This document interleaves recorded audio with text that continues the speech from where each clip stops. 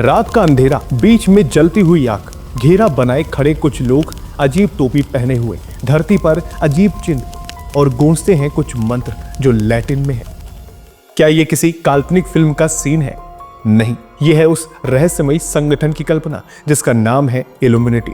Internet पर secret society search करें तो सबसे पहले जिस नाम से सामना होता है वो है इल्यूमिनेटी। इस संगठन को लेकर मान्यता है कि यह दुनिया के सबसे अमीर और ताकतवर लोगों का गुप्त समूह है। कहा जाता है कि इसमें बिल गेट्स से लेकर अमेरिकी राष्ट्रपति से जुड़े कुछ राज छिपे हुए हैं। लेकिन सच्चाई क्या है? क्या वाकई ऐसा कोई संगठन कभी अस्तित्व में था?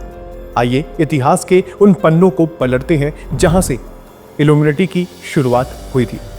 नमस्कार, मैं हूं अर्चित और आप देख रहे हैं दैनिक डिजिटल लाइव, ताजा खबरें निष्पक्षता के साथ। साल था 1748। जर्मनी के बावरिया राज्य के इंगोलस्टाट शहर में जन्म हुआ एडम वेशप का। धर्म और धार्मिक कानूनों में गहरी रुचि थी, लेकिन एक समस्या थी, वो पादरी नहीं थे। जबकि यूनिवर्सिटी जहां वो पढ़ाते थे उस पर जीसस यानी एक कैथोलिक धार्मिक समूह का नियंत्रण था। जीसस उस समय पूरी दुनिया में कैथोलिक धर्म फैलाने में लगे थे, यहाँ तक कि उन्होंने मुगल दरबार में भी उपस्थिति दर्ज कराई थी। जीसस को जब यूरोप में गुलामी और अत्याचार के लिए जिम्मेदार ठहराया गया था तो उन पर पाबंदियां लग गई। एडम वेशप को भी इसी संदेह की निगाहों से देखा गया, लेकिन उन्होंने झुकने के बजाय एक और रास्ता चुना। उन्होंने संपर्क किया फ्रीमासन से, एक ऐसा समूह जो तर्क और स्वतंत्र सोच में विश्वास करता था। पर वेशप को लगा फ्रीमेसन उतने क्रांतिकारी नहीं थे जितना वो चाहते थे। 1 मई 1776 अंधेरी रात एडम वेशप अपने 4 छात्रों के साथ एक जंगल में पहुंचे। उन्होंने एक गुप्त प्रतिज्ञा ली, अपनी पहचान गुप्त रखेंगे और समाज को बदलेंगे। यही जन्म हुआ इल्यूमिनेटी का। जी हाँ, संगठन के नियम थे 30 साल से ऊपर कोई नहीं शामिल होगा, सभी सदस्य गुप्त नाम रखेंगे। जल्द ही ये फैलने लगा। इन्होंने फ्रीमेसन में घुसपैठ कर अपने विचार फैलाने शुरू कर दिए। इल्यूमिनेटी का प्रतीक बना एक पिरामिड और उसकी चोटी पर एक आंख। इसके सदस्य 13 स्तरों में विभाजित थे। नीचे के माइनरवल, फिर इल्यूमिनेटस माइनर और ऊपर के प्रिंस और मैगस। एडम वेशप का उद्देश्य था धर्म के साथ तर्क को खड़ा करना और समाज में सुधार लाना। पर क्या वो सफल हुए? शुरुआती सफलता के बाद 1777 में बावरिया का राजा खुद भी इस विचारधारा से जुड़ गया, लेकिन जल्द ही अमीर वर्ग इसके खिलाफ खड़ा हो गया।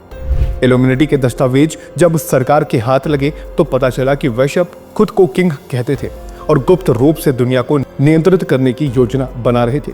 इसके बाद संगठन पर प्रतिबंध लग गया और वेशप को देश से निकाल दिया गया। लेकिन क्या सच में इल्यूमिनेटी वहीं खत्म हो गया?